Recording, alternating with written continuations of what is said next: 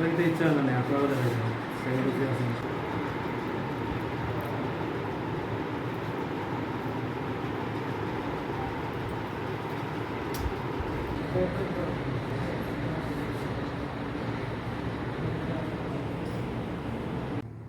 Sir আমরা দেখতে পেলাম কিছু ব্রাউন সুগার উদ্ধার করেছেন, কোথা থেকে করেছেন এবং কত গ্রাম করেছেন এবং এটা প্রায় ডিটেলস জানতে চাই।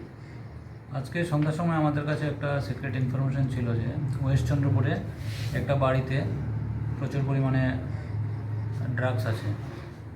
তো অ্যাকর্ডিংলি আমরা আমাদের যে ডিস্ট্রিক্টের অ্যান্টি ড্রাগস টিম আছে একটা, সেটাকে নিয়ে আমাদের ধর্মনগর থানার পুলিশ সবাই মিলে আমরা ওয়েস্ট চন্দ্রপুরে হাসান আলীর বাড়িতে আমরা রেড করি। আমাদের সঙ্গে এক্সিকিউটিভ ম্যাজিস্ট্রেট এবং আসাম রাইফেলসও ছিল। তো ওই বাড়িতে রেড করার পরে আমরা ওই বাড়ি থেকে 2টা প্লাস্টিকের কেসের মধ্যে প্রচুর পরিমাণে ব্রাউন সুগার উদ্ধার করেছি।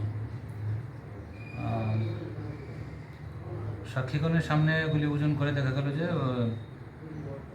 প্রায় 22.5 গ্রাম হিরোইন ওই প্যাকেটে আছে আর কি। স্যার কালোবাজারের মূল্য কত হতে পারে? বাজার মূল্য আনুমানিক 1 লক্ষ টাকা হবে। কাউকে কি গ্রেপ্তার করেছেন? না, বাড়ির মালিক হোসেন আলী পলাতক, তার বিরুদ্ধে আমরা একটা এনডিপিএস একটা কেস নিচ্ছি এবং বাকি সব লিগ্যাল প্রসিডিউর মেনটেন করা হচ্ছে।